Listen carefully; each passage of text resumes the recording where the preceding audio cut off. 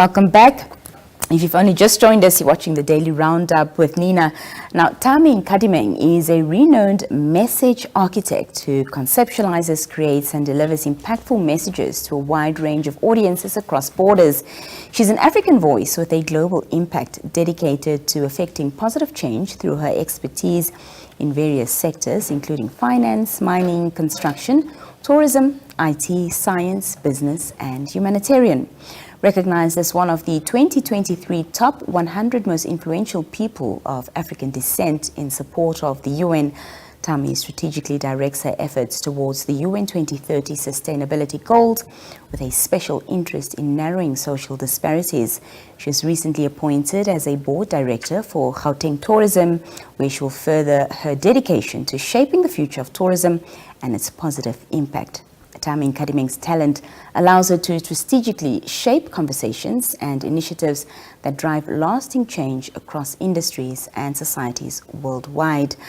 Nomtamsanga Nkadimeng now joins us to share more. Oh, wow. Good evening and welcome. Thank you so much. Thanks and as if that was not a mouthful, yes. You also are an author. I am. And we'll get into that in just a bit. But I'm curious, and I think my viewers are as well. So perhaps you can explain to us what a message architect is and how you apply that concept to your work. So, message architect, I'm going to border on saying it was God ordained. So it's a self-made title that just kind of dropped on me one day. And the reason was I got to a point where I realized that society and humanity only create inclusion by exclusion. And the reason why I say that is we have conversations, but with words and jargon that other people don't actually understand. And so we struggle with moving on, in the same direction as humanity, because some people don't understand what it is we're moving towards because of the language that is used.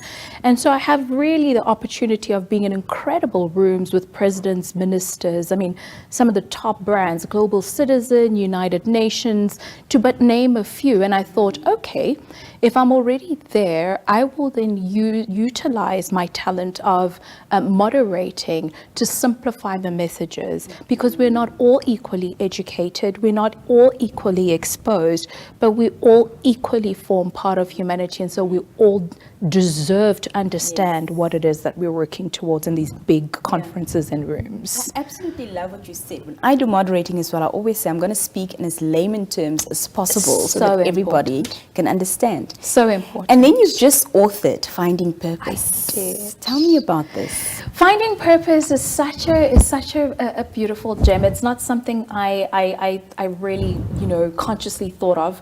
Strange enough, though, we did find that in 2018 there was a post where I wrote, "I will become an author," but I totally forgot about it.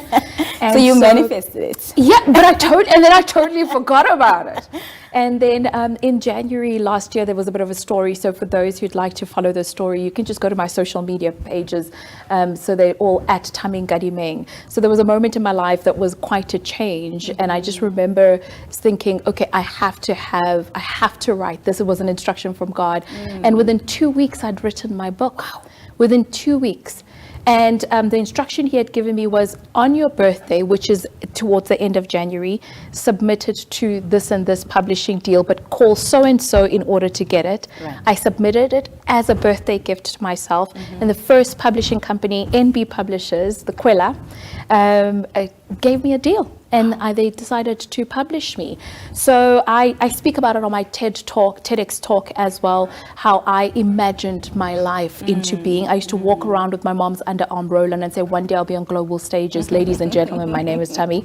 And that's what I'm living right now around the world. And I believe it's my purpose. I even studied chartered accountancy. But here's the trick. I named it Finding Purpose because I was being cheeky. I don't think you find purpose. Where? At a shop. Where do we buy purpose? Under a rock. Where do we find it?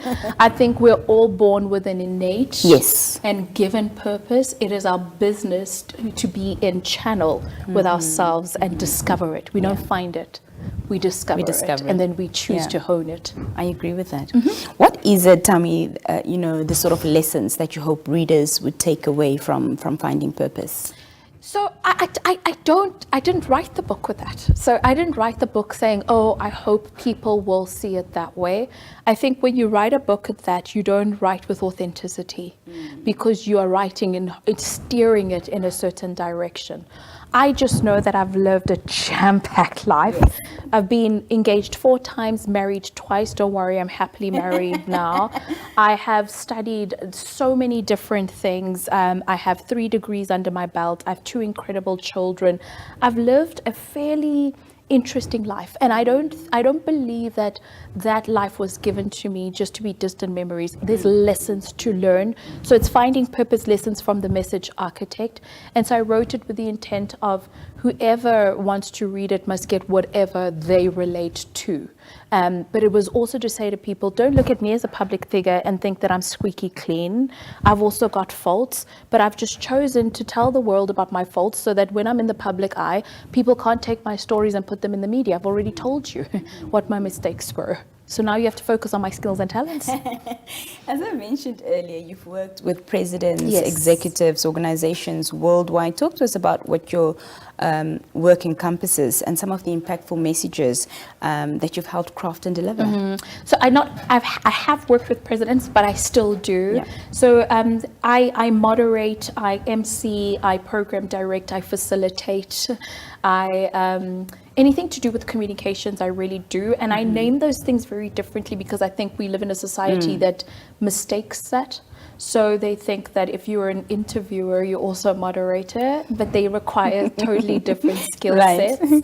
And so my job in essence is to utilize my tool of communications, both verbal and non-verbal, because on stage, yes, we are speaking, but the non-verbal communication also contributes to the messages that we are delivering. So I use communication as a tool and as a gift back to humanity in order to shape whatever message needs to be shaped for humanity. Fantastic. You've recently been appointed to the Gauteng Tourism Board. How will you go about applying your expertise to shape the future of tourism and, for positive impact? So I don't know if it's recent anymore. So it happened in September last year, so September 2023. And I'm just going to be me. And I think we forget in society to just be ourselves. I'm a big believer. There's a book that I love by Robin Sharma where he talks about the leader without a title. So titles don't really matter to me.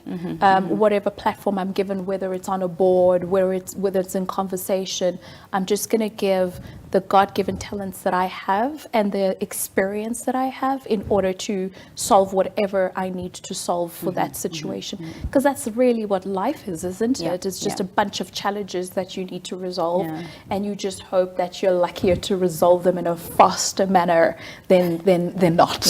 That's it. This is your first visit to Namibia. Yes! And welcome, Thank of course. you. And you're here to participate as a speaker in the AHIF. Briefly talk to us about your involvement in this. Yes. So I'm actually not a speaker. I am the program director and I'm moderating conversations. Right. So AHIF is the future of Africa. Okay, let me Africa's Hospitality Investment Forum. That's right. That's what it stands for. Because I'm the message architect, I took the acronym and made it my own. And I was about to give you how I did the opening. So I'm like, no, let me give them a proper shout out. So I'm helping them steer conversations on how people can invest in Africa. It's so strange how we think we require people from other continents, and Africa just requires itself. But in the beginning, we need the help in the kumbaya and the collaboration. And so I'm here to say we're ready. Man, come and invest in us. We're ready. Come. Where do you find inspiration from for your work, Thami? Sure. Look, and I'm going to just say it as blatantly as possible. I'm not sitting here and advocating for people to live a life like mine, but I find my inspiration from my Lord and Savior, Jesus Christ.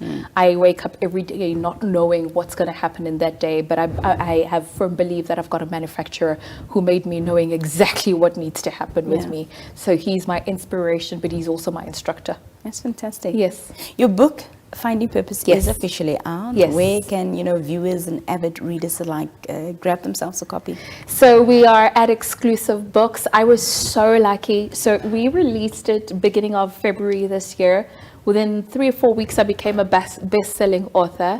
And then within a few weeks, we had sold out the entire first print. So we are in reprint. I actually just announced it last week that the second edition is now out. So if they go to Exclusive Books, then they'll be able to help them to get a copy. And now that you've gotten bit by the author bug, do you think it's something that you'll jump into again? So initially when I wrote it, so the book itself is 14 chapters. Initially when I submitted it, it was 25 chapters. The only reason we shortened it is because I felt like it was a biography. And I'm only turning 40 in January. And I just thought, why am I writing a biography at 40? Like, I've still got another 53 odd years to live. So I do believe that there will be another book that will help people. So where I stop in the book is when I became the message architect. So I do believe that I owe the readers some depth of other things and also the continuation of the nuts and bolts. So yeah, I think I've still got a good book in me. Or two. Yes. Or three. Or three. Thami, thank you so much for joining us this Thank evening. It was you lovely so having much. you here. Thank you. Enjoy the rest of your stay in Namibia. Oh, I will. I love it here. You And, are all incredible. We hope Thank to speak to you again sometime in the future. Thank you so much. Thank you. Thank you. That was Thami Nkadimeng speaking to us there. We'll be back after this brief break. Stay with us.